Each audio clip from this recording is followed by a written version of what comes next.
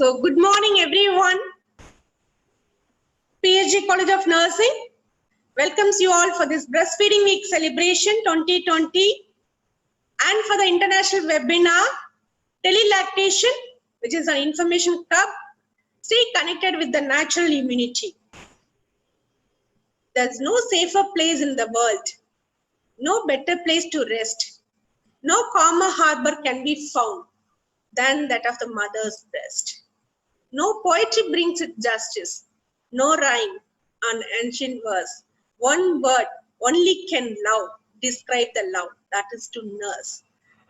Breastfeeding is one of the most effective ways to ensure that child health and survival. However, nearly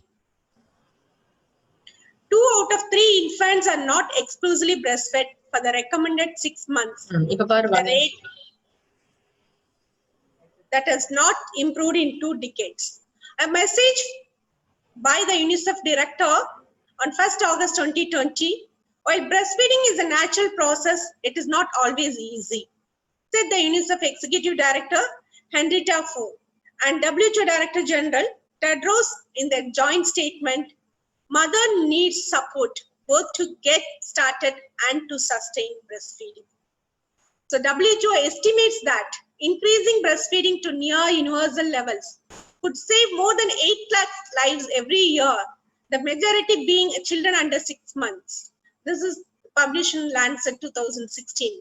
In the global breastfeeding scorecard, when we see that a new report by UNICEF says that despite a reported 55% exclusive breastfeeding rate in children below the age of 6 months, the large population in India and high under 5 mortality means that estimated 99,499 children die each year as a result of cases of diarrhea and pneumonia, which could have been prevented through early initiation of breastfeeding and exclusive breastfeeding for the first 6 months and continue to be breastfed for at least 2 years.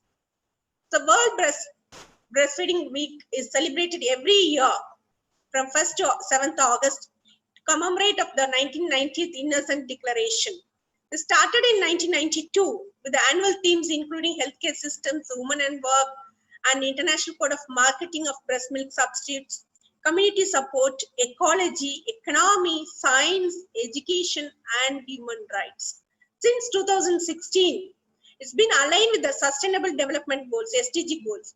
In 2018, a World Health Assembly resolution endorsed that World Breastfeeding Week is an important breastfeeding promotion strategy. So breastfeeding is a mother's gift to herself, her baby, and the earth. So the theme of this year, 2020, is support breastfeeding for a healthier planet. Good for you, for the baby, and the planet. We need to care the people, the planet, prosperity, and peace. This is a campaign for the generation. The objective of this theme, where we need to inform celebrant about the selected theme of the year today. Anchor the theme within the global breastfeeding age. Engage with the individuals and organizations for a greater impact. Galvanize the action on the selected theme and the result related issues. So let's focus today the impact of infant feeding on the environment, climate change, and the imperative to protect, promote, and support breastfeeding for the health of the planet and its people. Environment change. Breast milk is a natural, renewable food that is environmentally safe, produced and delivered without any pollution, no package needed, and there's no waste. The climate change, formula production, and the consumption which generates greenhouse gases, emission which generates global warming. So the theme is aligned with thematic area 3 in SDG Goal to 2030 campaign, which highlights the links between breastfeeding and the environment and the climate change. That is clean water and sanitation, affordable and clean energy, sustainable cities and communities, responsible consumption and production, and the climate action with the life below water and life on land. So some facts about this breastfeeding. 7,20,450 tons of milk formula is sold annually in 6 Asian countries, generated almost 2.9 million tons of this. This is equivalent to really 7,000 million miles driven by an average passenger vehicle or 1.03 million tons of waste sent to the landfill sites because of artificial feeding. It is estimated that more than 4,000 liters of water are needed to produce 1 kg of breast milk substitute powder, so which is equivalent to 77,500 cars, favoring the powder formula over breast milk, which creates a huge demand for the dairy cows, which are a chief contributor to the alarming concentration of atmospheric methane, which acts as a damaging greenhouse gas and exaggerate the global warming. So here the researchers have concluded that switching to breast milk instead of powdered milk up to the age of 6 months could save the equivalent up to 135 kg of carbon emissions per day. So it poses a real threat to our human existence. So உலக அனைத்திற்கும் ஒரு தாய் மடியாம் புவி, இயற்கை காப்போம். As a woman or as a mom, we should shoulder the responsibility of saving our mother nature and passing on the healthier planet to our future generation.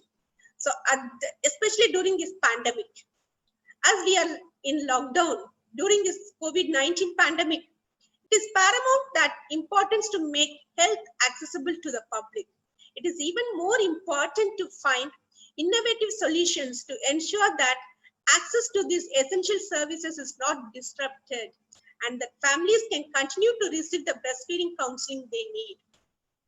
Henceforth, we midwives should sensitize ourselves with the knowledge on breastfeeding safety issues during this pandemic. We are also entitled to render tele-lactation services to reach out the breastfeeding mothers. At this point, I would like to say that each one of us, being a nurse midwife, how many of us have been having a degree of lactation consultant? Have we undergone this lactation consultant? Very rarely our Indian nurses are doing this. So this is the time which I encourage, motivate every one of us to look in for it and see that we become the lactation consultant to help the woman. Together, through our commitment and concerted action and collaboration, we can ensure that every mother has access to skilled breastfeeding counseling, empowering her to give her baby the best possible start in life. So to end with that, we have had this international webinar today. Tele-lactation is an information hub. Stay connected with the natural immunity. So we have today two experts, eminent speakers with us. Dr. Mallika Jambulingam, PhD Nursing Program Coordinator, Morgan State University, Baltimore, Maryland, USA. She's the best friend of our Kobe legends. And she was working in Sri Ramakrishna College of Nursing too. So who will be dealing with the telehealth triage breastfeeding virtual lactation. I'll just brief about her because there is a lot of, so many pages I can read that. Just to say the brief. She is an award committee member and on-site evaluator at NLN, Vice President of Indian American Nurses Association of Maryland, Research Committee member of National Association of America, NINA, member of AWHONN 2010, STT Stigma Theta International, Scientific Committee member of Nursing World Conference, External Research Evaluator at the Tamil Nadu Dr. MGR Medical University. And very proud to say that being an Indian, being a South Indian girl who has really developed a new PhD nursing curriculum and who has been certified simulation educator, working as adjunct faculty at community college, has many publications at the peer-reviewed journal. And a lot of awards which has been added feather to her cap are Nurse Educated Doctoral Grant in 2016, Nurse Faculty Fellowship Award in 2016, John P. McGovern Professorship Award in 2014, John P. McGovern Professor of Healing Practices in Nursing Award in 2012, Regina R. Alfonso Mercantile Memorial Scholarship Award in 2011 and 2010, and the Best Postgraduate Clinical Nurse Award in 1998, and the Best Research Scholar Award. There are a lot of awards which is there. I'm really proud to have her today with us, and we are happy to listen from you also, Dr. Mallika. The second eminent speaker, the breastfeeding safety during COVID-19, is our lovable, most respected gynecologist chief consultant, Dr. Chitra ma'am, professor and unit chief of our obstetrics and gynecology department of our PhD hospitals, who has the affiliation of president of Kobe Obstetrics and Gynecology Society, scientific member of UVA Fox in 2019, member of IUGA and ISUOG. Her special interest is the urogynecology, dealing with the high-risk pregnancy, and she has been honored by Teaching Excellence Award in 2015 by the institution, the postgraduate teacher, the examiner from 1998, faculty in the institutional medical education technology cell, has been invited as faculty for many national and international conferences, organizing secretary for many department conferences and CMEs, and she has many publications in national and international index journals. And personally, I can always feel that she is like an honeybee, like she always will be on her toes, and for our nursing, she supports a lot. It's my pleasure to welcome even Dr. Chitra ma'am for this international webinar. So with this, breast milk is a love turned into food. It takes someone special to share that love. So let's share our love today with sharing our information and to start with the session is over to Dr. Mallika Jambulingam now. Dr. Mallika, the platform is yours. Thank you all so much. Have a great day. And I wish every one of us to take the initiative to become the lactation consultant at this forum. Thank you all.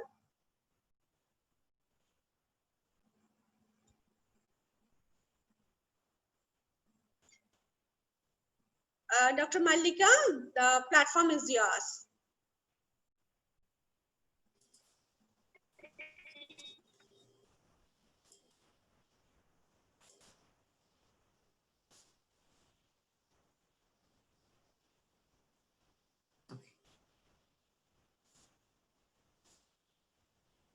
Hello, everybody. Good morning. Very good morning. And for you, I knew it's a night. 11:30. Yeah, nighttime. Yes, it's a very good night for me. Yes, because I'm being with you all. Anyway, good morning, principals, faculty, Dr. Chitra, and students. I'm very much honored and privileged to be with you today to celebrate World Breastfeeding Week 2020 with the theme of breastfeeding for a healthier planet. Wow, that's a great word.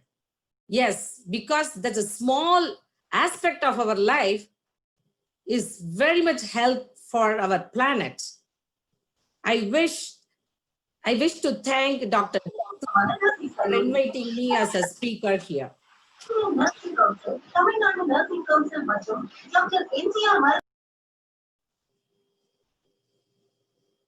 Is it okay?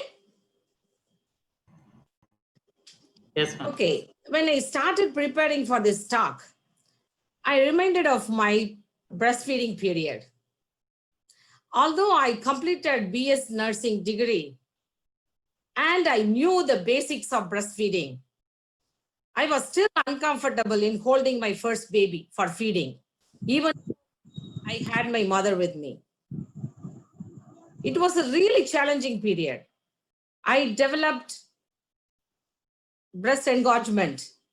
Then I did a lot of home remedies and I went to the hospital. Then it was cleared.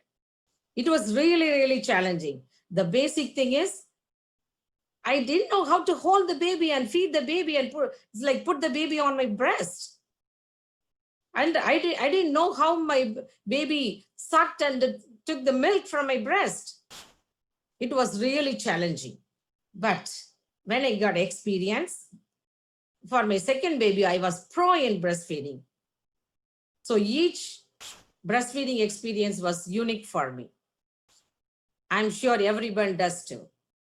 Even if you have 3 babies, 4 babies, it's a challenging situation.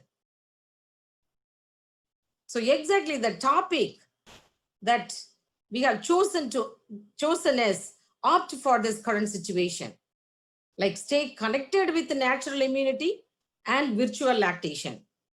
So very much opt for this current situation. I know everyone agrees that breastfeeding saves lives. Breastfeeding provides antibodies that give babies a healthy boost and protect them against many infections. Antibodies, bioactive factors, and breast milk may fight against COVID-19 infection if baby is exposed. So from birth, our babies need to stay connected with natural immunity. Most people agree that the gift of breast milk is best for the baby. You don't need to save any money for the baby. Just to give a health, baby will survive. When he will grow, he will earn money with his healthy body. It provides exactly the right mix of nutrients and protective antibodies the baby needs.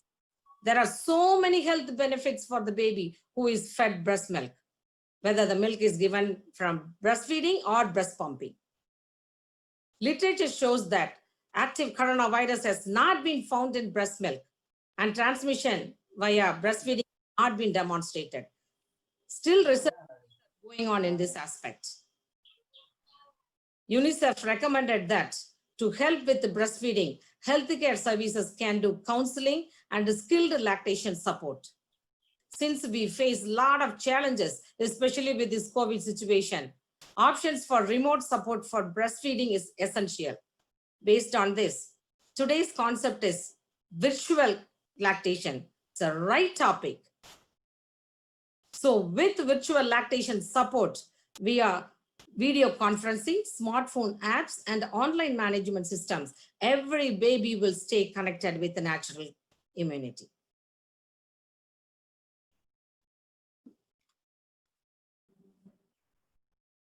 As we all know, breastfeeding benefits for mothers and babies, including good physical and mental development and health. And it increases the economy from families to state, to nation, and to the world. It improves environmental health. That's what our theme is for this year. And a lot of benefits are there. WHO also is conducting a global campaign to raise awareness of breastfeeding and arouse action on themes relating to breastfeeding. Whatever the activities are promoted, still we achieved only 38% of infants aged 0 to 6 months are exclusively breastfed. So to increase the rate of breastfeeding, we have a collective vision of governments, philanthropists, international organizations, and civil society. These all collective vision is led by UNICEF and the World Health Organization that increases funding to achieve both national and global breastfeeding targets. So it's presumed that investing US $570 million a year for the next 10 years can help raise the rate of exclusive breastfeeding to at least 50%. Many types of interventions have been implemented in the United States, India, and other parts of the world to try to increase the rate of exclusive breastfeeding. Based on the evidence that as mothers face issues with the lactation and latching, some mothers stop breastfeeding early. Strategies like telehealth have been designed to increase support for women who choose to breastfeed and to increase the number of breastfeeding mothers. In the USA, in 1990s, some hospitals launched lactation program where a certified lactation nurse used to video chat and do one-on-one teaching for new mothers. And hospitals offered even a free smartphone app. That app features a breastfeeding tracker to help mothers successfully breastfeed. It's been there since many years, but only nowadays it's in great actions. Because of this COVID period, we come to know about more of telehealth. All nursing mothers can utilize the benefit of telehealth and succeed with breastfeeding. Before even we go into the telehealth, I want to just review some of the objectives what we are going to talk today in this session. So I want to really dig into the history. So how the telehealth has formed and what are the principles? What are the advantages and disadvantages of having telehealth? It's not applicable to everybody, rural and And we have to identify some evidences on telehealth from research studies. And we have to design the telehealth environment. What are all the modalities and what are the equipments we have to use? How the workplaces should be set up. And what are the barriers and issues preventing virtual lactation consult? And what are the breastfeeding support sources are currently available, and including telehealth. And discussion areas in virtual lactation consult, including breastfeeding normalcies and problems. So if you see the history of the telemedicine, it's actually started with the birth of telecommunication technology. The means of sending information over a distance in the form of electromagnetic signals. Early forms of telecommunication technology included telegraph, radio, or telephone. In the late 19th century, the radio and the telephone were just starting to emerge as visible communication technologies. You know, you all might have learned in the science, like so Alexander Graham Bell patented the telephone in 1876, and Henry Rudolf Hertz performed the first radio transmission in 1887.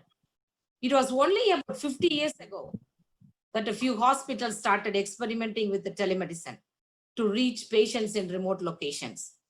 In 1925, Dr. Hugo Jernberg invented teledactyl, means like a voice recognition software that produces text from human speech.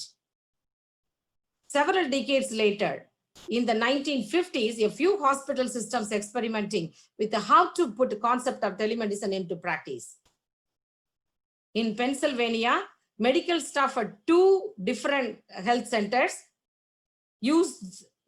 transmitted radiologic images via telephone about 24 miles apart.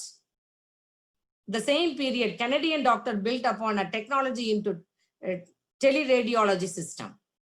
Then in 1959, doctors at the University of Nebraska, that's in US, were able to transmit neurological examinations to medical students across campus via a 2-way interactive television. By 1964, they had built a telemedicine link that allowed them to provide health services 112 miles away from campus. One specially successful telemedicine project funded by the government was called the Space Technology, and was a partnership between NASA and the Indian Health Services. The next few decades saw continued innovations in telemedicine and wider research in universities, medical centers, and research companies. What about today? How we are now?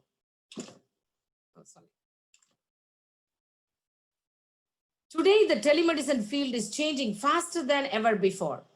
As technology advances at exponential levels, it increases the affordability and accessibility to basic telemedicine tools. For example, not only do we now have the technology to live video telemedicine, but much of the population has experience using online video chat apps, like how we are using now, like Skype, FaceTime, Google Meet, Zoom Meet. So now we are really connected with Zoom Meet. It's very much convenient, even for the healthcare professionals. So that's why many offer patients 24/7 access to medical care. Also impacting the rise of telemedicine today is the growing mobile health field. Mostly everybody has smart mobile phone. With the wide variety of mobile health apps and new mobile medical devices that are consumer friendly, patients are starting to use technology to monitor and track their health. Simple home use medical devices that can take vitals, monitor glucose levels, and measure blood pressure, and inform the doctor for the doctor's diagnosis without even going to the doctor's office. But in our field of obstetrics, one of the technologies that we are using is virtual platform in support of improving the rate of breastfeeding.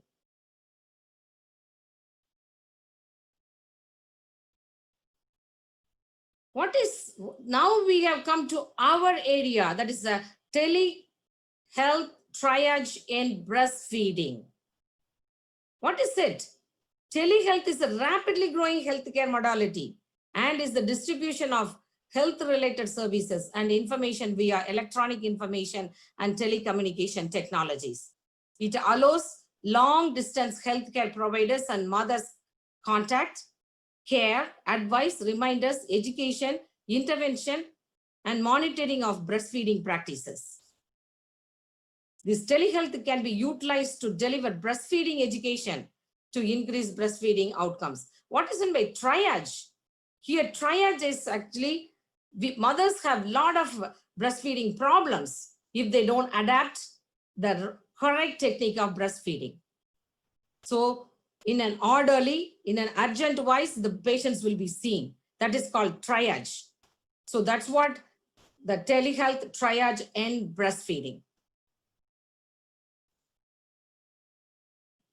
So telehealth triage and breastfeeding is otherwise called virtual lactation. In virtual lactation, consultation allows moms to schedule a virtual appointment with the healthcare providers, maybe nurses, maybe doctors or lactation consultant, whoever deals with the breastfeeding problems. And mothers can connect to a consultant via a private secure video connection from her home, laptop, tablet, or mobile phone through apps. Virtual lactation consultant can use video, pictures, dolls, low or high fidelity mannequins to demonstrate breastfeeding techniques via video chat.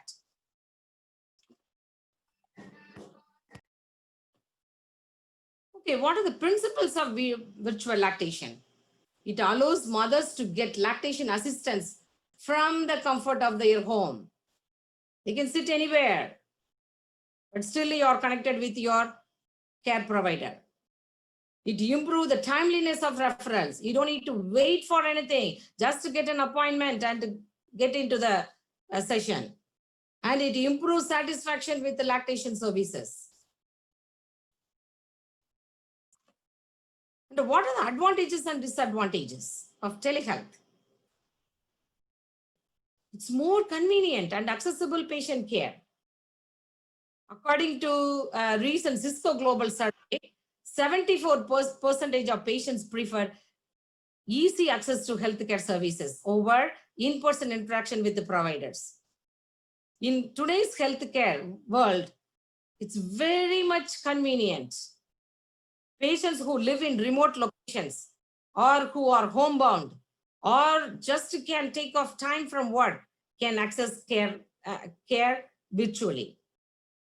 Its cost effectiveness and healthcare savings, remote care and monitoring services, and electronic data storage significantly reduce healthcare service costs, saving money for healthcare providers, patients, and insurance companies. Recently, the American Hospital Association reported on a telemedicine program that saved 11% in costs. Beyond these general cost savings, telehealth can help boost revenue by turning on-call hours, attracting new patients, and reducing no-shows, and increased mother engagement. Engaging mothers through telemedicine can help them maintain appointments and care schedules. Virtual visits makes it much easier for them to reach out with questions and to make a follow-up appointment to make sure they are on track. And better patient care quality. Yes, as telemedicine offers patient-centered approaches, it's very much critical for the quality patient care. So a lot of advantages are there with the telemedicine. And what are the disadvantages? Yes, we have to think about disadvantages too. When we plan for telemedicine, disadvantages also should be considered. Technical training and equipment. This is with most of the even healthcare providers. Not more than purchasing equipment like laptop, internet connection, and so on. Training is crucial to building up an effective telemedicine program. Fewer in-person consultation means many providers worry about technical problems associated with the telemedicine. They want really personal touch, but with the telehealth, they are not able to see their doctors in person. And tricky policies and reimbursement rules. Many insurance companies do not actually release that what care they will be covering and what they will not be covering. Most of the insurance companies won't cover for telehealth. So before we decide to adapt to telehealth, we have to be mindful of these all disadvantages also. Otherwise, all the burden will be on the patient. Patient has to pay from their pocket. That's not good for the patients. And after that, we will see what are the evidences, positive evidence on telehealth. Because we need to be confident, okay, this, if we do telehealth, we will be successful in the outcomes of even mothers or in any patients. If we give telehealth intervention, it should have positive outcome. So evidence suggests that telehealth interventions were associated with improvements in breastfeeding. Wow, that's good thing. Telehealth provides comparable health outcomes when compared with the traditional methods of healthcare delivery. Look at these outcomes: increase the patient-physician relationship, enhanced patient satisfaction, improved patient engagement. And other authors actually examine home-based video conferencing, supported breastfeeding mothers in their homes. So they concluded it has a positive effect. And De Nicola et al. In 2020, they released that text communication combined with web-based platform showed significant improvement in exclusive breastfeeding and breastfeeding continuation rates. So all these efforts, all these positive outcomes gives us the confidence in initiating the telehealth in our field. So for telehealth recommendations, what all we need? Healthcare providers should be familiar with and adapt in this new technology. And insurance companies need to give clear guidelines to the physicians.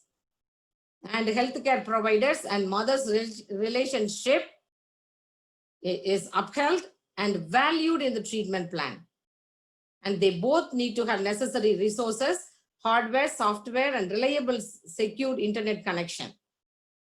And healthcare providers need to be aware of unique security reasons. That is very, very important, because we cannot take any video on the patient and release it anywhere. So security reason and safety and privacy factor also should be considered when we adapt the telehealth.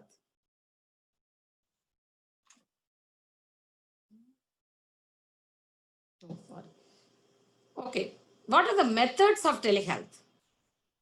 See, now what we are doing is one of the telehealth, like a live two-way synchronous audio and video method. That's what we are doing now. So live two-way synchronous audio and video allows virtual lactation consultant and moms to see and hear each other in real time from anywhere in the world. And next is remote monitoring. Remote monitoring collects personal health and breastfeeding data from the mother in one location and transmits the data to a lactation consultant to a different location. The remote monitoring may use mechanically designed handheld or wearable devices like watches, ID cards to collect health data remotely, and may use smartphones with applications that leverage wireless or Bluetooth technologies to track moms' breastfeeding practices while they are away from the clinical setting. Next one is mHealth. That is a self-managed patient care tool using mobile phones and does not necessarily involve monitoring by a physician. It is most commonly used to provide medication reminders, appointment reminders, and other essential self-care steps that patients should undertake to maintain their optimal obstetric health. And the next one is, I think, oh, sorry. Why this is going to slides? Okay. Phone apps, mobile apps for breastfeeding. Most of the ladies usually will have mobile app, smartphones, because the apps will work mostly in the smartphones. So there are a lot of apps available for breastfeeding, to track breastfeeding and to the milestone of the babies. We have plenty of mobile apps.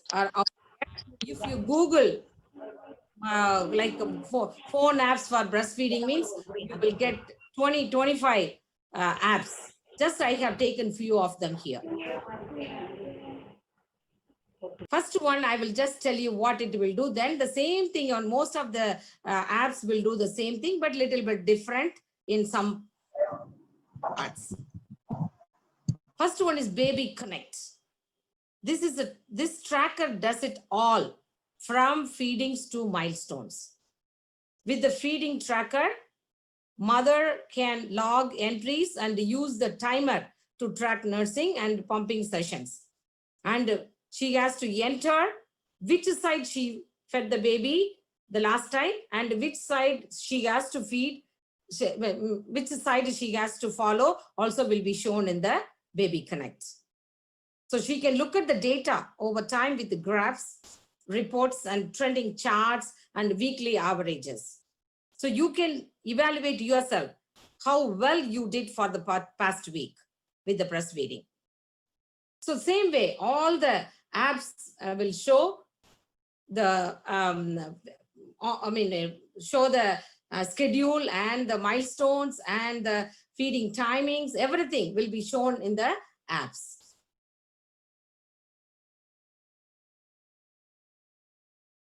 So smartphone works for breastfeeding to the 100%. That's what the research shows. Okay, what are the equipments needed? Okay, we know now. Okay, what are the methods are there? So what are the equipments we need for telehealth services? We need resources. Otherwise, we cannot do telehealth services. We need equipments like a computer with an adequate camera, speakers and microphone, and sufficient processor speed to run the required software. Network with the secure internet connectivity. And if we are really giving big classroom setting or big concern, so we need trained and knowledgeable personnel regarding information technology and network. And also we need the network staff for handling the hardware issues. And before even we go into the real scene, we have to do the mock visit to assess whether equipments are really working well. And the voice is audible. And the person who is presenting is seen clearly.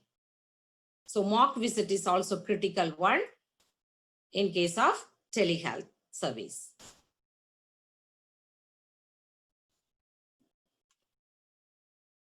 Now we have the equipments. We need to design the workplace because, for telehealth service, workplace is very, very important. So once we have taken stock of our equipment, we need to ensure our office or the room we plan to take consult in is set up appropriately. We need to take the time to design a comfortable and private workspace which can improve our telemedicine practice efficiency, and it will enhance the virtual mom's experience. So we need to have a quiet private room with the door. Why I'm specifically saying about the door? Sometimes lactation consultant or healthcare provider may have a small child or barking dog bursting in the room during consult. You know, that is a human tendency that when mom get any appointment, they expect to be seen in a private setting, just as they would during an office visit. So choose a space that is free of excessive noise that she can close off when needed. And you have to think about clean, white and light colored background wall. If it is bright one, it will distract the mom's attention. So the education or whatever the discussion in the virtual session will not be effective. And you need to have a comfortable desk or table with adjustable office chair. Because the setting up a table and chair at the correct height is important. When you sit for a long time, you don't want to hurt your back. So the chair can be adjustable in height. And just plan for muted, natural or natural colored lighting. No fluorescent bulb, please. Not only are they terrible to work under, but it will make us be tired of working under these harsh lights. So we need to plan to install soft white bulbs in the ceiling lamps. Actually, nowadays, during this COVID situation, working from home is a new luxury of today's world. And while it is convenient to avoid commute, working in from our own space with our own gears can also make us really be happy. So take advantage of that freedom and spend little time creating a space tailored just for you.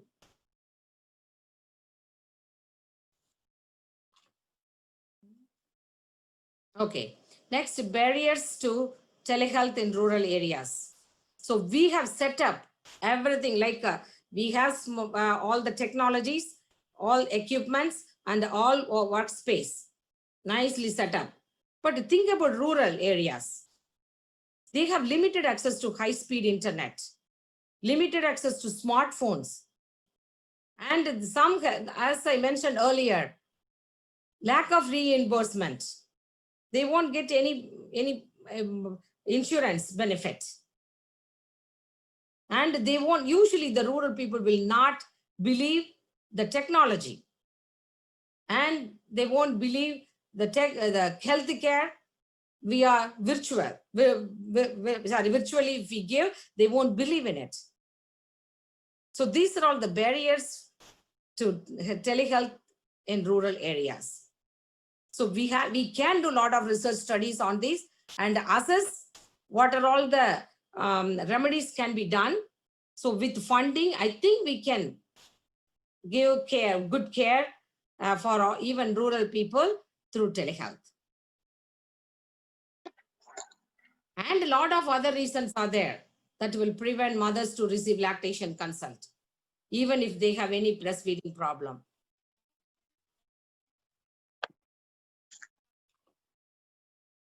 Issues preventing virtual lactation consult. First one is, I think it's going two slides together. Okay. If healthcare provider and mom does not know how to set up an online account, is an issue.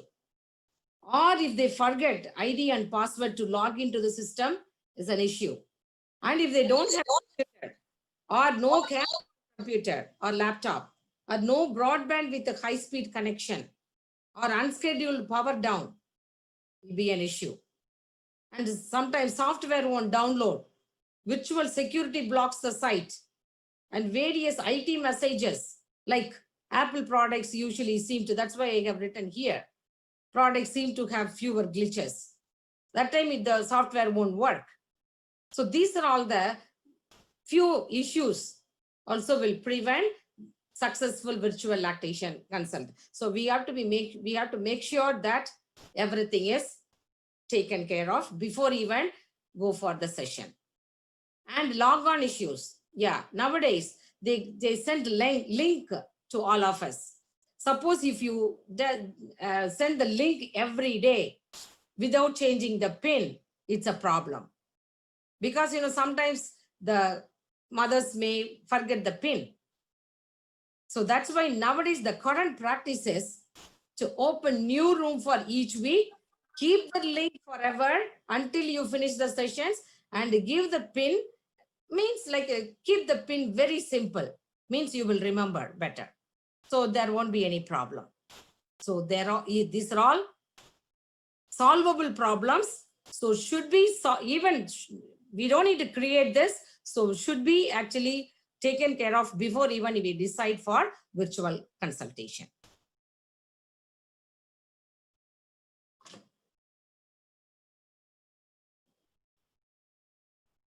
Okay, breastfeeding support resources. What resources are available for us now? Where, see, we have prenatal breastfeeding.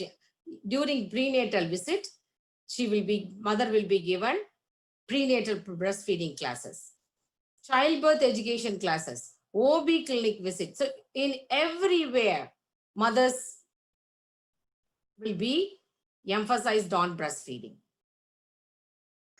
So any problem if she has, she can consult experts like baby doctor, lactation consultant, postpartum doula, if they are in the community, and breastfeeding support groups, even friends and family members who are experienced, we can contact them. We can get help from them. Also, healthcare provider also can call mom as well and set up a virtual appointment to assist them with current needs. Okay, now I have taken the current situation of COVID. Now you are actually arranging the phone triage help for breastfeeding. So we have an algorithm for determining whether you need to do home visit or telehealth visit.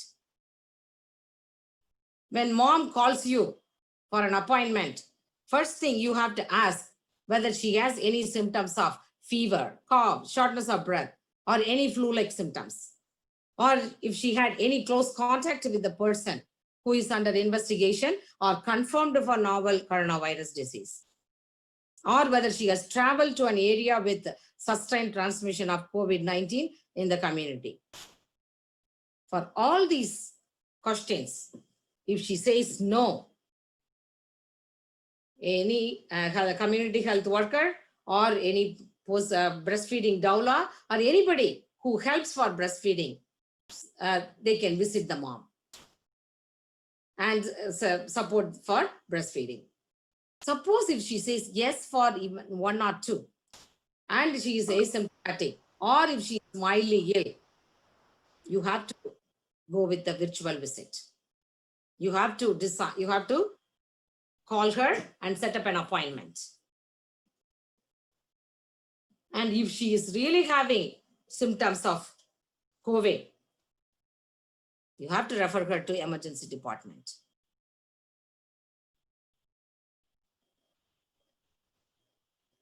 A mother with suspected or confirmed COVID-19, she needs to determine whether she must start or continue breastfeeding after consulting with her family or healthcare provider. Also, she should be counseled to take all possible precautions to avoid spreading the virus to her infant. I think Dr. Chitra will talk about these precautions in detail, so I'm not going to talk about any COVID precautions.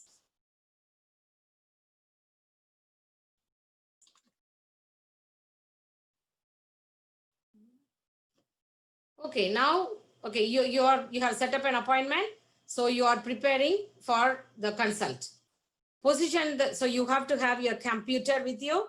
So position the camera on the computer properly, and you make sure that you have a sufficient light in the room, and you have to get a permission from mom in case of any breastfeeding problem. Suppose baby is not latching on, or any mother has any breast engorgement or cracked nipple. If you want to take pictures or videos, you can do, but you need to get permission from her. If she agrees, only you can do. If she doesn't agree, you cannot. You have to see the alternatives. And during consult, you can use videos and you can do hand movements and using props like dolls and knitted breasts for the demonstration. And you can use low fidelity or high fidelity mannequins. So with that, you can demonstrate breastfeeding technique.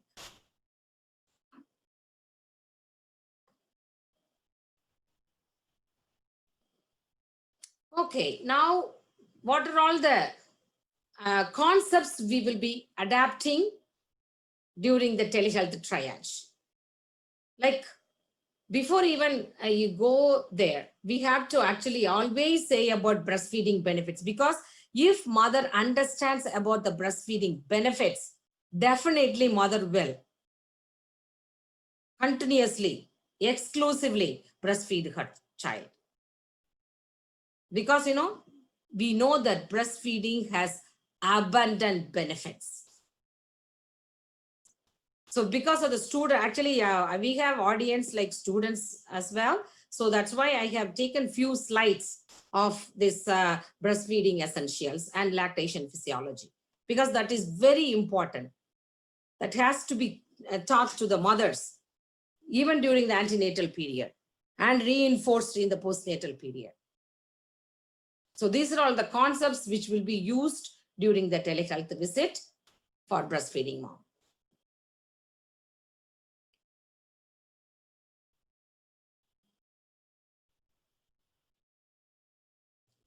So as you all know, breastfeeding is a smart investment. We don't need to say anything about breastfeeding. That is a precious gift from God. So it has the benefits for mothers and infants, environment and economy. I have just taken few of them only here. During virtual session, lactation consultant need to emphasize the benefits of breastfeeding to mom. If she understands the real benefits of breast milk, definitely it will impact positively by motivating her to breastfeed her baby. Breast milk provides the ideal nutrition for infants. It has a nearly perfect mix of vitamins, protein, and fat, everything that the baby needs to grow. It will be easily digested. As it is the best source of nutrition, breastfeeding is a vital part of providing every child with the healthiest start to life.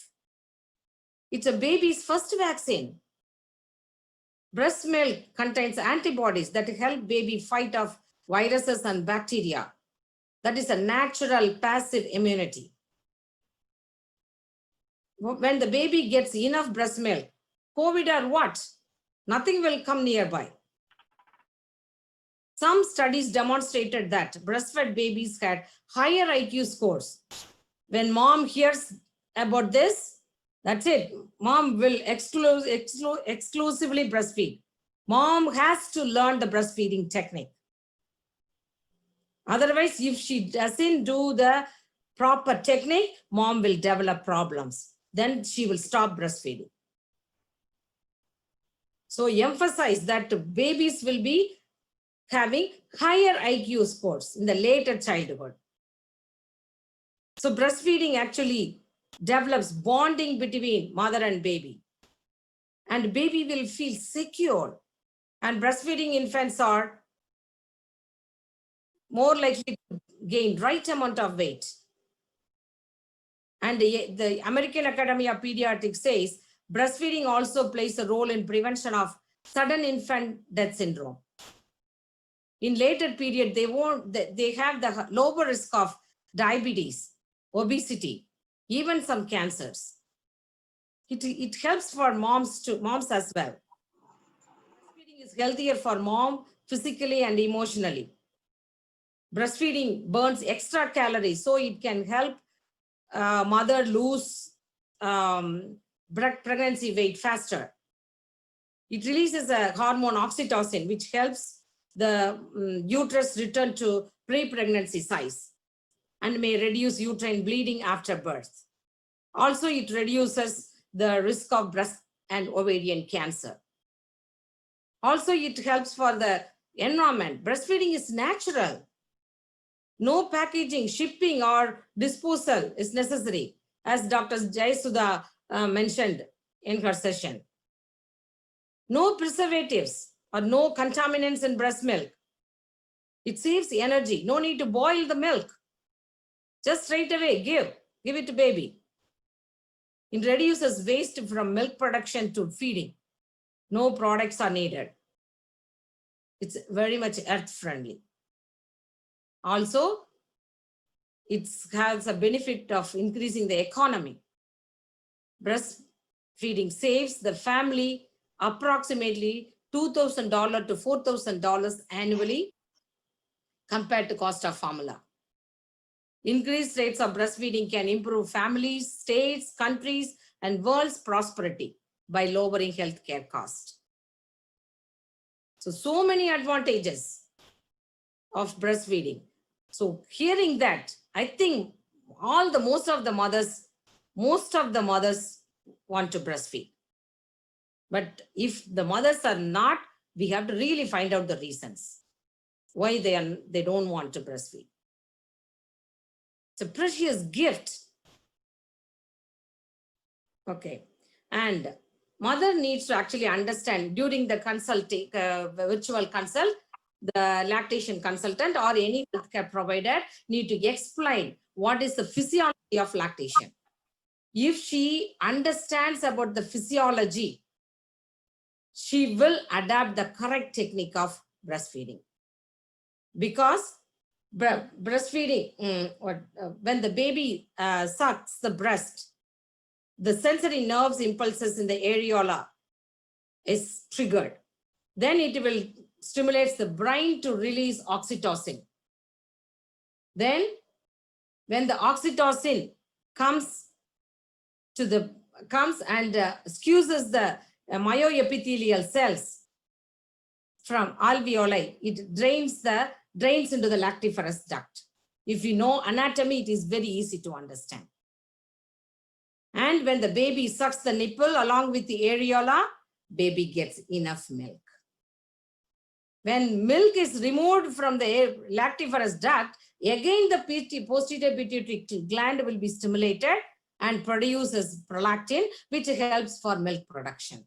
See, milk production and ejection happen simultaneously. But the only thing is, mother has to hold the baby properly, baby has to latch on, and maybe has to hold the breast, means like a nipple along with the areola, means baby can suck well, the milk will be ejected into the baby's mouth. So after understanding the physiology, also mother needs to learn about baby's cues, because most of the mothers actually scheduling for feeding the babies. No, we don't need to schedule. When the baby cries, you feed. Demand feeding is the best, successful breastfeeding. Because when the baby cries, when the baby is hungry, baby will suck the breast very well. Baby will get enough milk. So mother has to understand about the baby feeding cues. See, early cues, just baby, look at this, all these pictures, just stirring. And sometimes baby will open the mouth. Rooting reflex will be positive. Okay, you didn't mind the baby. Okay, baby was there. Baby was doing all these early cues. Then baby will start doing mid cues. Baby says, I'm really hungry. Baby will stretch. You won't even mind. Baby will have increased physical movement, doing all the moving all the fingers, all the limbs, and sometimes put the hand to the mouth. Still mother don't know whether mother has to feed the baby or mother has scheduled to feed the baby. Okay, then baby will go into late cues, crying, agitated, color turning red. That time, you don't need to feed the baby. Don't need to put the baby onto the breast. Mother has to take time to calm the crying baby by cuddling, skin to skin contact and talking and stroking.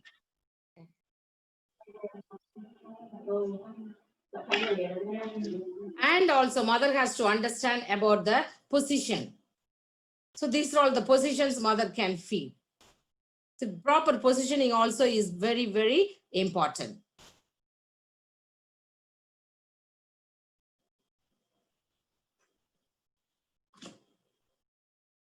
And mother needs to see if the baby has a correct latch onto the breast, because virtual consultation goes with everything. If you teach normalcies to the mothers, mother will adapt and no breastfeeding problems will occur. Mother won't stop breastfeeding. That's why I want to really emphasize on this. So baby has to have correct and deep latch. Look at these pictures. And the mother has to hold the baby, the positions what I have shown before in the previous slide. So mother has to hold the baby properly. And if the baby is feels hungry, you just tickle the baby's leg. Baby will turn towards your finger. And bring the baby toward your breast, not leaning forward. Encourage the mother not to lean forward towards the baby, because you are going to sit for 20 to 30 minutes for feeding. So if the mother leans forward, mother will hurt the back. Okay, and encourage the mother to watch for suckling. Rhythmic motion is baby motion in baby's cheek, jaw, ear, and once milk comes in, listen for the sound of swallowing or gulping. If the baby has any trouble latching on, break the suction carefully. How long baby can be fed? 20 to 30 minutes. So drain one breast fully. Wait for baby to signal she's done with breastfeeding. Feed unlatch by pressing onto the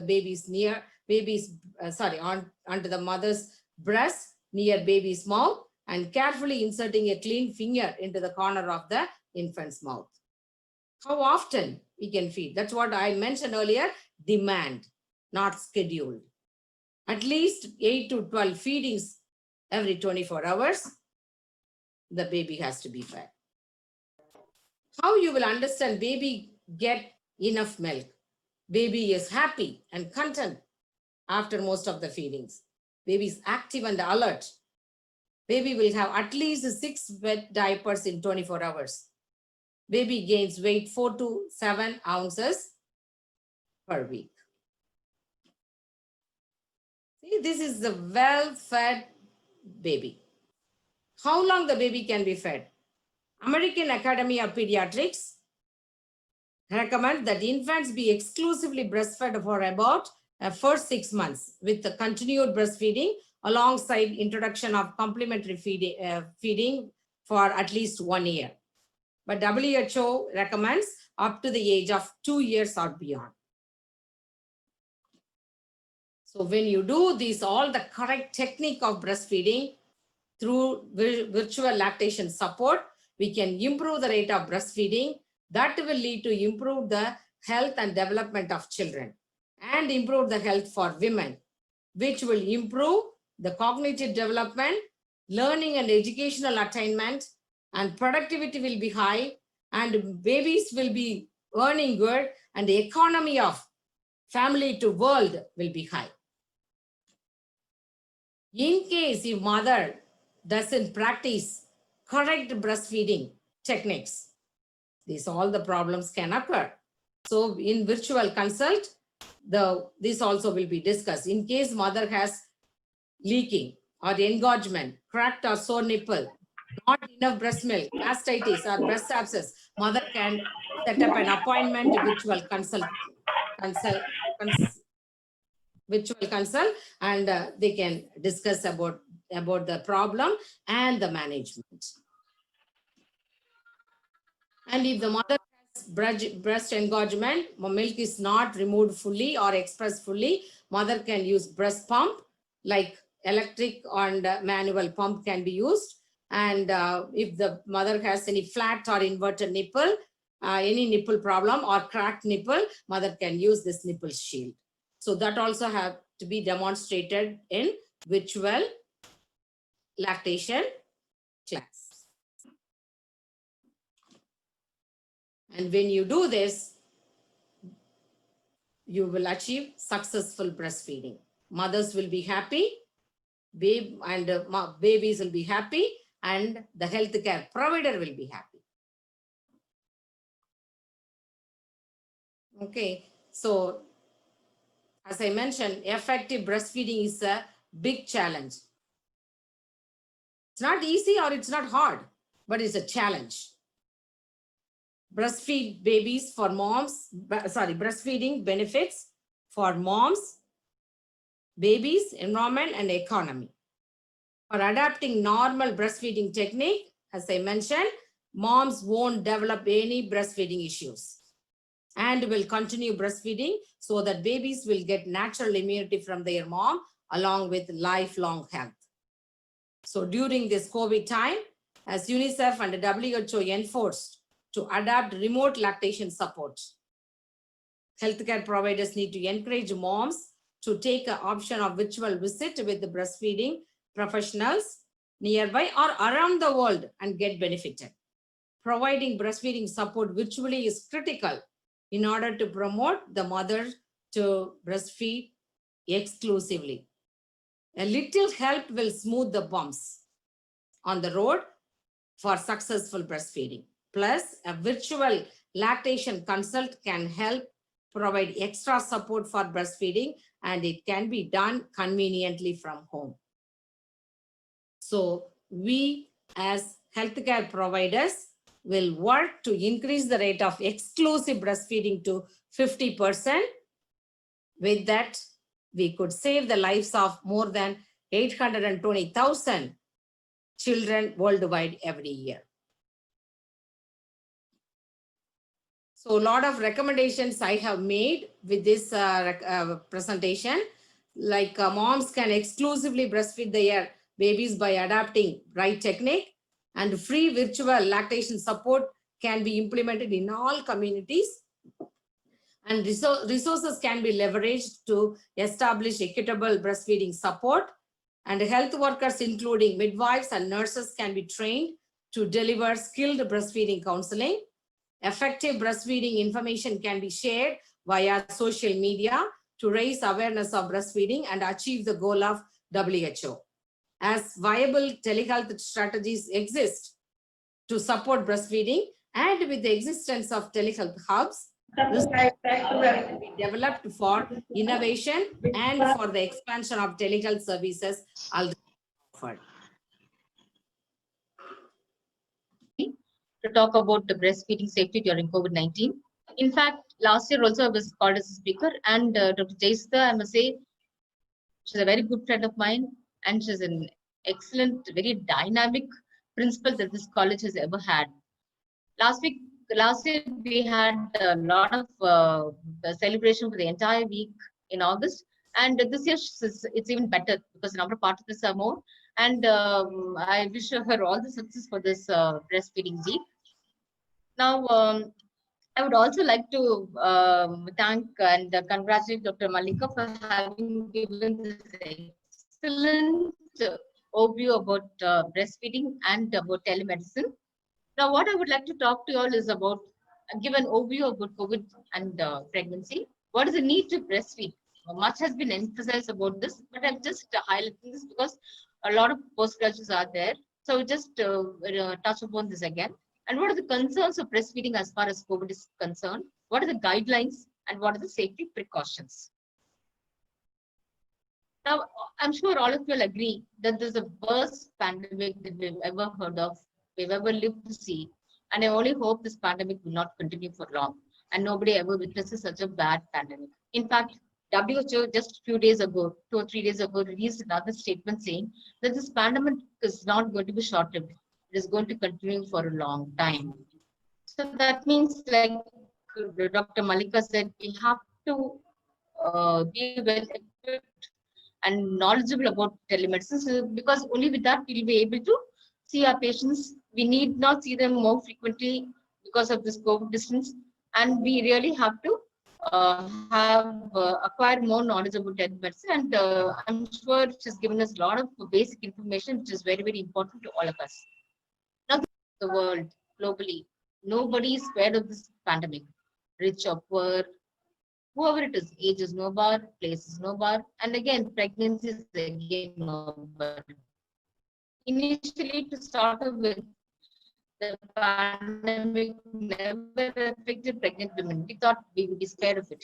But as days went by, we saw the pregnant women were also getting affected. Now, this COVID has emerged as one of the most important challenges that has been faced globally by everybody. In fact, it has given a lot of problems to healthcare workers, and it has not spared maternal and fetal health.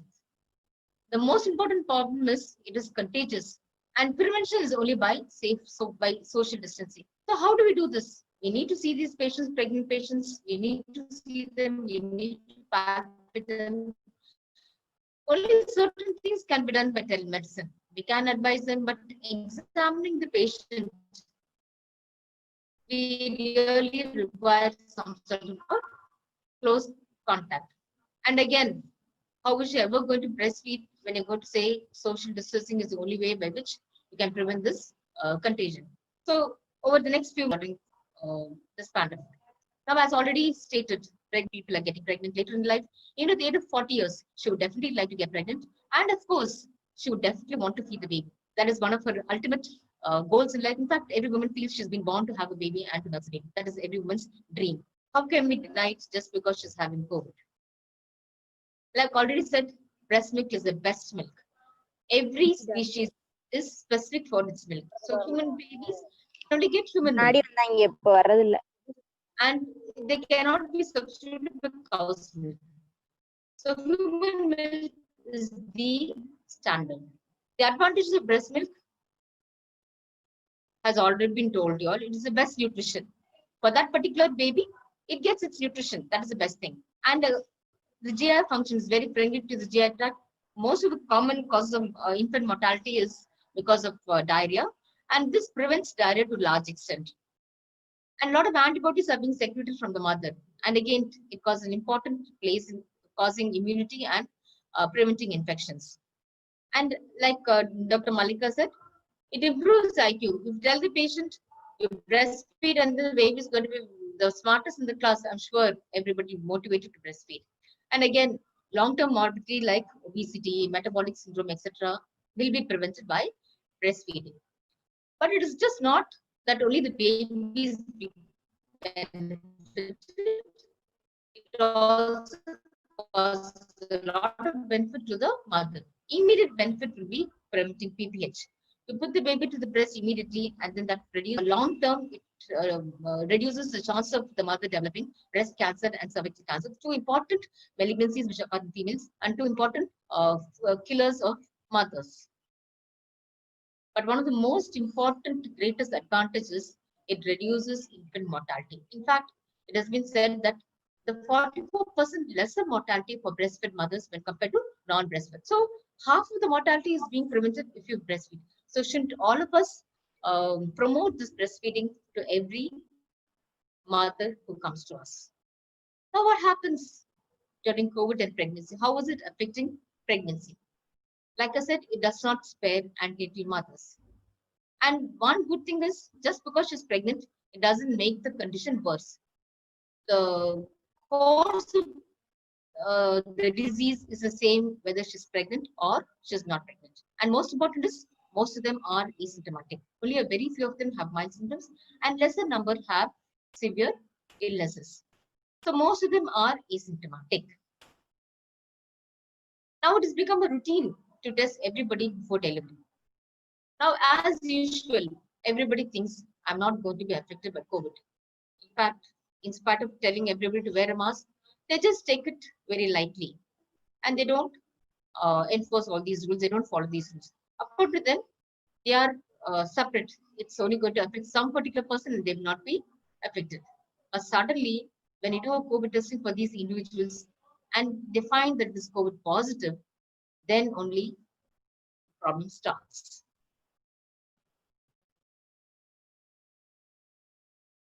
In fact, I thought it is very similar to the HIV condition that we had a few years ago. When patients detected they were HIV, they felt neglected. Nobody wanted to come near the patient.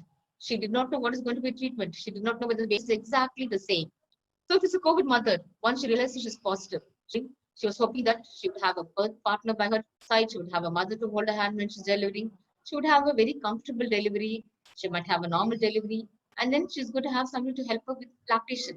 But now everything is gone. She realized she's COVID.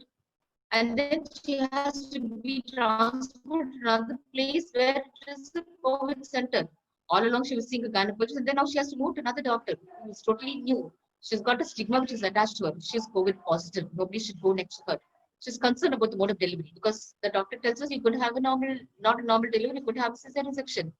And the cost of delivery also becomes more. So all this puts a lot of stress and strain to her. So at the beginning itself, after realizing that she's COVID positive, there's so much of stress. Lack of stress is one most important thing to have a successful lactation and feeding. So at the beginning itself, we've doomed her. She's going to have a problem, and then there's so much of stress for the particular person. So as gynecologists and as nurses, it's important for us to alleviate all her fears and tell her, no, don't worry, we will be there to look after you and to help you. And most important thing is, how am I going to manage all these things by myself? I was, especially if you tell her that she's going to have a cesarean section, she's going to wonder, I myself need somebody to help me. How will I ever manage the baby? So now her main concern is, how am I going to deliver this baby safely? That would be her main concern. And then following this concern, all the other problems of feeding continues. So in fact, all her dreams are shattered. She has to do everything all by herself. There's nobody to hold her hand.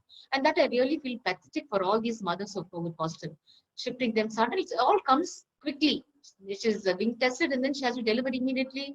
There's no time for her to think about what's happening to her. She doesn't know anything. She doesn't get any advice. She has to do everything all alone by herself. And that is her most important problem which everybody faces. There's nobody to counsel her, nobody to tell her, nobody to hold her. In fact, everybody fear to go next to her and then hold her hand and advise and talk to her, including nurses and doctors. So her main concern is, after her delivery is over, her main concern is, will I be able to feed the baby? Will I transmit the virus? That is the most important. Hold the baby. Am I going to transmit the baby which is never infected? These are the two main concerns. So let us see some evidence-based medicine, what evidence says. Now, is there a vertical transmission? Now I had the infection. Is there a chance that my baby will be born as COVID positive? Now, I must tell you that over the past few months, there is so much of data which has been released on COVID and pregnancy. Initially, like I said, COVID was only in a few places COVID pregnancy was there. But then now every day and day in and day out, we have patients who are pregnant becoming COVID positive. In fact, UKSS has said newborn babies with IgM positive, or even shortly after birth, within 12 to 14 hours after birth, they have found that IgM is positive. Now, the presence of IgM means that these babies have been affected in utero and this IgM isn't produced by the baby. So it means that there is a very small possibility that in utero babies can be affected. However, majority of the cases are not IgM positive. So it means that majority of them may not have to wait for further studies to definitely know whether there is a vertical transmission which is being present, whether the COVID mother can transfer the baby to her, can transfer the disease to her newborn. We have to wait for further studies. But as of now, there are very few cases which are being reported. But yes, UKOSS has reported babies which have been positive with IgM positive or within a few hours. And similarly, in South India, also in this part of the country where we live, there are a few babies which have been positive born at birth, and within 2 or 3 days after the birth, they have been positive. Now, whether this infection was because of aerosol infection or whether it is intrauterine, nobody knows. But yet, the possibility of vertical transmission does exist. And secondly, is the milk safe? So currently, there are 9 cities which are available regarding SARS-CoV-2 and human milk. One study has shown that there is virus in the milk. Most of the studies have not shown. But however, even this study, people are, we say they have to take it with a pinch of salt, because demonstrating the virus in milk is different from demonstrating the virus in the blood. The technique which has been followed has to be different. So unless the test is validated, we cannot confirm that this report is true, and we have to wait for further studies. But the other important thing is there are various studies which show that there are preserved antibodies in them, like already which has been emphasized by Professor Malika and Jaisudha. This is one most important good news that we can tell the patient, that yes, you are COVID positive, but be from getting infected with COVID. So it's a plus point that you really feed the baby with this, and it's very, very important. So development of antibodies really varies upon the time when the mother is infected. We really do not know if is the antibodies more when the mother was infected the first trimester, or is it more when she's in the last trimester. But as of now, only patients who had infection in the late trimester, antibodies were found in them. So I'm sure we have to wait for further studies to know when is the period of gestation, when will they have antibodies, and when will they transmit the virus. So the good news is breast milk contains antibodies, and the presence of antibodies will affect the course of disease in the fetus. Even if the mother is handling it, even if the baby gets infection, these antibodies will, because they're saying you have to have a social distancing. So how will this particular mother hold the baby, and how will it feed? She's going to be concerned about, what will I do? Will I transmit the disease via droplets? And all of us know that transmission of the virus is mainly by droplets. The recent studies show transmission can also be airborne. So apparently, holding the mother, holding the baby, there is a definite chance of the baby acquiring the infection. So what is the advice that we give to prevent this droplet infection? So like all of us follow, the same precautions must be advised to these mothers. There are 3 W's. One is wear a mask. Wash hands frequently. Wash hands before and after the feeding. And wipe and disinfect all areas which you've touched. So these 3 important things that all of us are supposed to follow day in and day out, these mothers also have to follow. We have to tell them before touching the baby, you have to wash your hands properly, and then wear a mask and feed the baby. The chance of the baby getting the disease is much lesser. So let us see some guidelines. What does the WHO say? Latest guidelines is, because earlier on in China, when where the disease was first started, all the mothers had a cesarean section, and babies were not fed. But as days went by, realizing the importance of breastfeeding and the great advantages of breastfeeding and the presence of antibodies in the breast milk, WHO has come out with these guidelines saying that even if the mother is positive for COVID-19, breastfeeding should be initiated within 1 hour of delivery. And the guidelines are the same. They have to continue exclusive breastfeeding for 6 months, and breastfeeding must be continued for 2 years, irrespective of whether she's COVID positive or not. And the only thing they've added is you have to use appropriate hygienic measures, like already said. UNICEF, what does it say? It says that positive mothers must continue breastfeeding while applying all these precautions, like we said earlier. CDC. Now, the Centers for Disease Control says it has to be left to the decision of the mother and the family, because they can decide, having known all these things, that the mother has a chance of droplet infection and transferring the disease to the baby. They say you have to or not breastfeed. But however, if she chooses not to breastfeed, she has to express the feed and give the baby express breastfeed alone. There is no need to give the baby substitutes. That is what they say. You have to. The decision must be taken by the mother, and only exclusive breastfeeding. What does the RCOG guidelines say? This is updated in July 24th, and the RCOG says COVID-19 is not a contraindication for breastfeeding.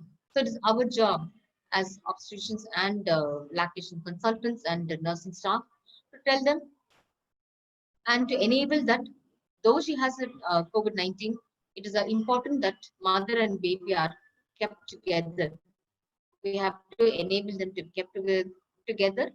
And if the mother is well enough, she could directly feed the baby. However, if the mother is sick or the mother has cough or other symptoms, she's having dyspnea, then in such cases, you could encourage her to pump and then give her expressed breast milk. Or if the mother is very sick, then you could give them donor milk from a milk pack if facilities are available.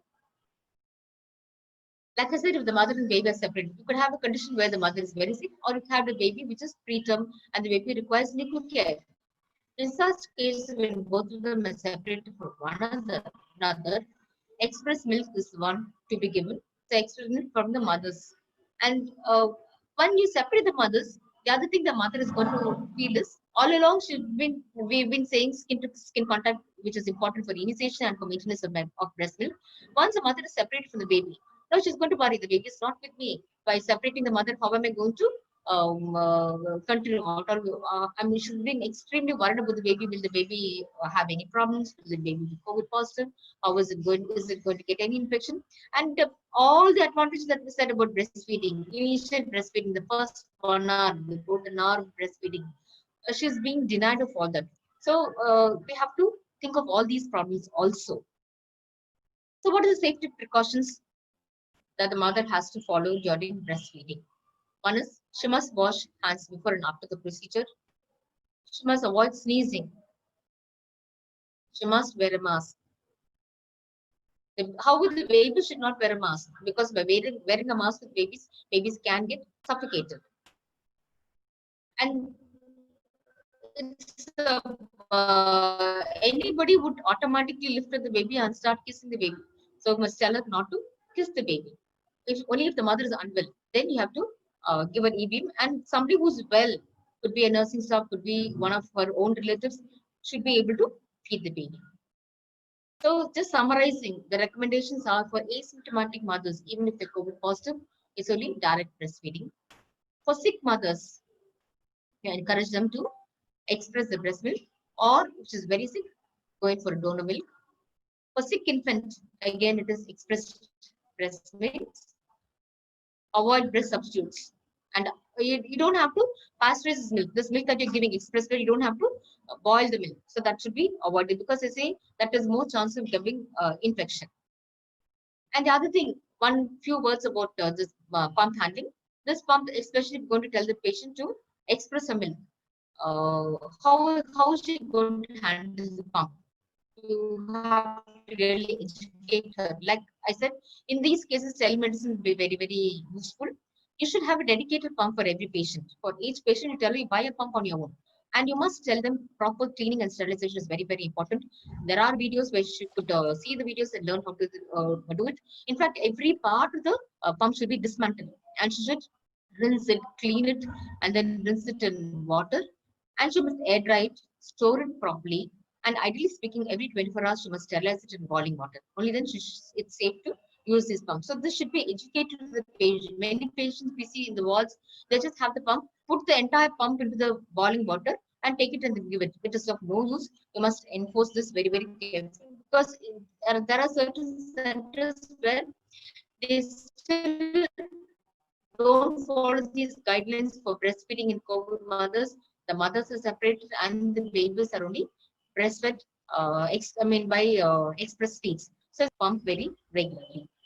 So in this, like all has been said, it's a very, very trying circumstance. The mother is all alone. She's almost in tears, I feel, because she's emotionally, there is a drain on her. She's suddenly found with the disease. And then it's very important as nursing faculty to be able to give her all the help that she requires. And it's just not help only now, but the help should be continued. She might be discharged in a few days with very little help. So it's important that we give her the help after delivery when she goes back home also, how is she going to continue help and how is she going to maintain this breastfeeding.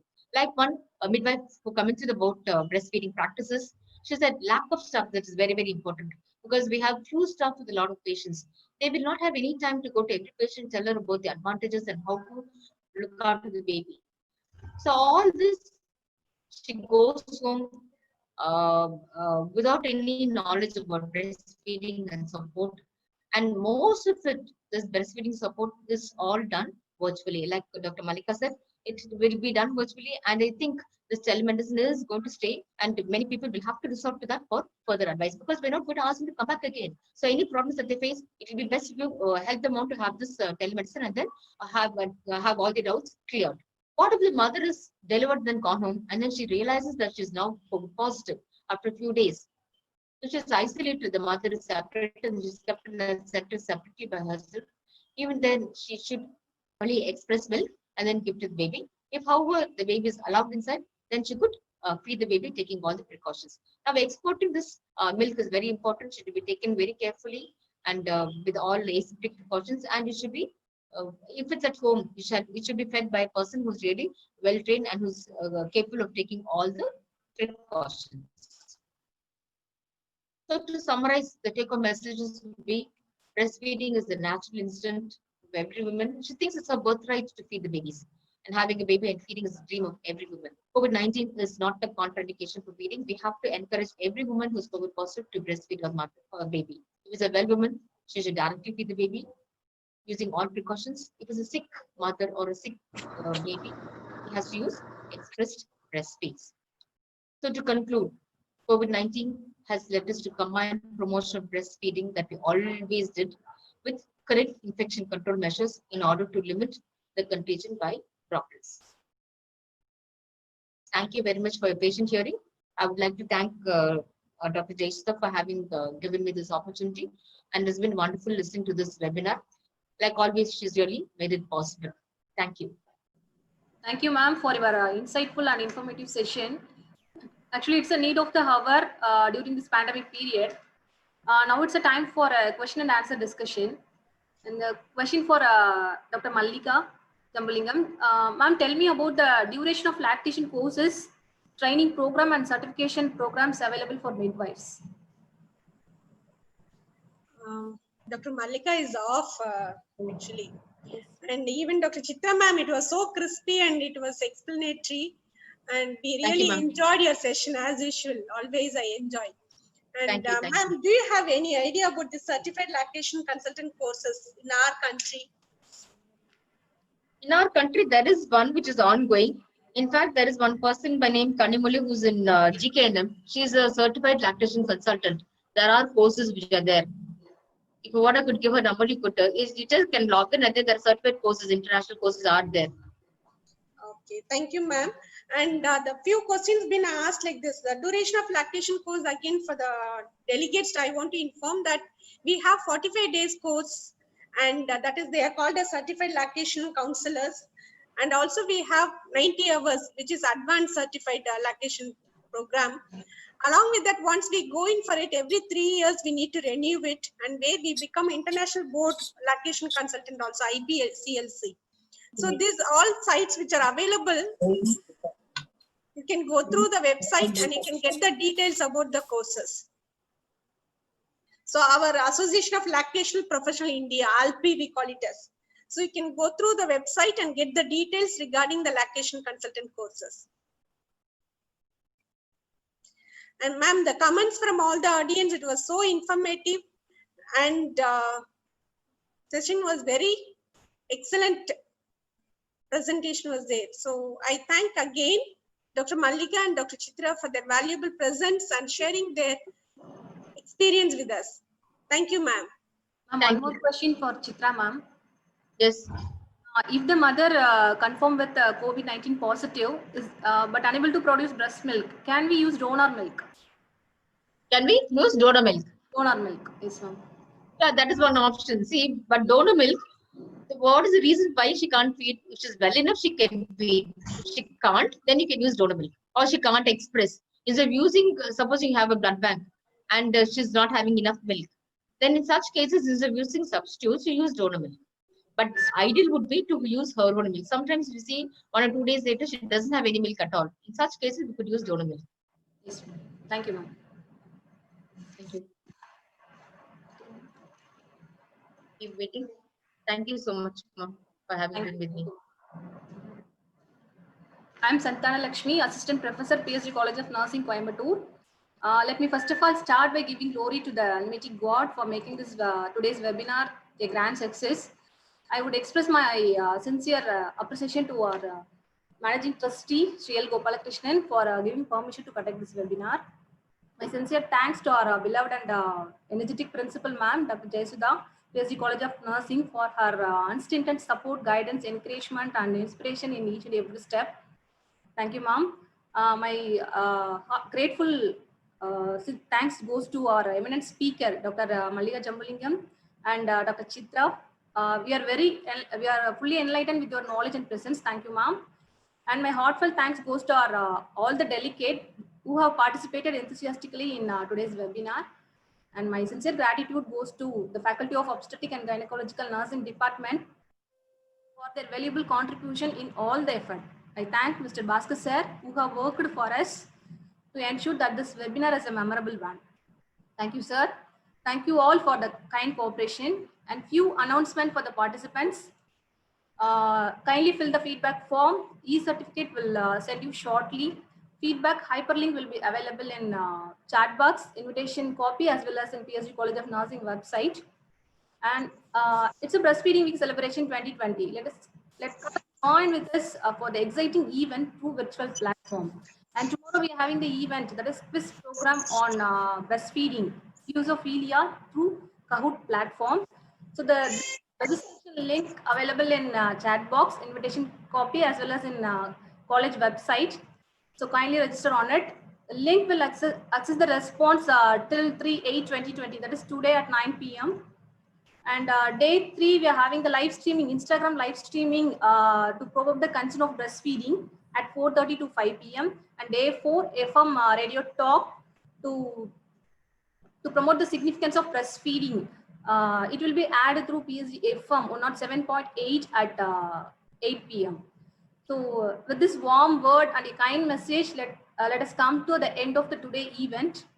So mother's milk is a liquid love. So breastfeeding is it's not a choice, it's a responsibility for all the mothers and midwives. And so let us support breastfeeding for a blooming sphere. Hope we can see you all again. Stay safe, stay healthy. Have a great day. Thank you all for the cooperation. Thank you all so much. Congratulate the OBG department for the successful completion of this webinar. Ma'am Chitra has left, I think. Dr. Chitra ma'am, are you here with us, ma'am? I think she has left. Okay. Thank you all, Pa.